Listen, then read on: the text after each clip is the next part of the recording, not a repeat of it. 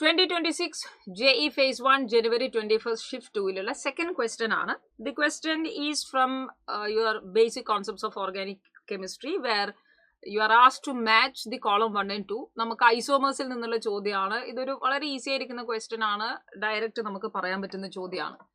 ലിസ്റ്റിൽ pair of കോമ്പൗണ്ട്സും list 2 നമുക്ക് type of ഐസോമേഴ്സും തന്നിവരെ ഏതാണ് മാച്ച് ചെയ്യുന്നതെന്ന് നമ്മൾ പറഞ്ഞാൽ മതി.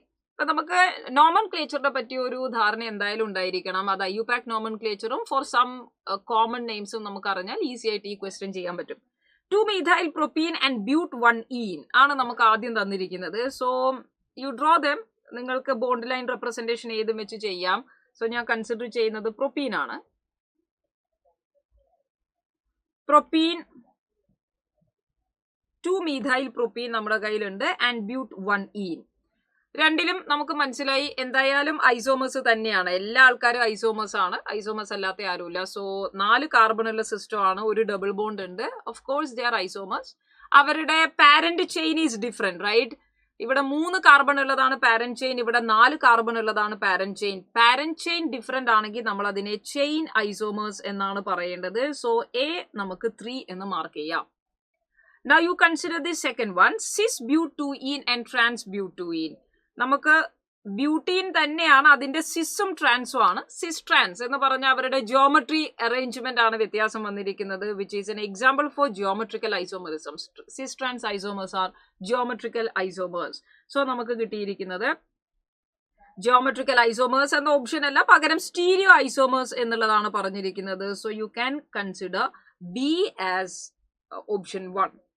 ഇനി തന്നത് 2-butanolഉം ഡൈ-ഈഥൈൽ ഈഥറും നമുക്ക് തന്നു. Butanol ബ്യൂട്ട് system 4 carbon containing system ആണ്. സെക്കൻഡ് കാർബണിൽ നമ്മൾ ഒഴിച്ചു കൊടുത്തു. ആൻഡ് ഡൈ-ഈഥൈൽ ഈഥർ ആണ്. ഈഥർ ഓക്സിജൻ ഉണ്ട്, രണ്ട് സൈഡിലും ഈഥൈൽ സിസ്റ്റം നമുക്ക് വരുന്നു. Of course they are isomers because they have same molecular formula, but functionality is different, functional group is different. One is alcohol and the other is ether. Functional group ആണ് different എങ്കിൽ അത് functional group isomerism ആണ് നമുക്ക് example ആയിട്ട് വരേണ്ടത്. And the last കേസിൽ നമുക്ക് തന്നിരിക്കുന്നത് but1-ene ആൻഡ് but2-ene ആണ്.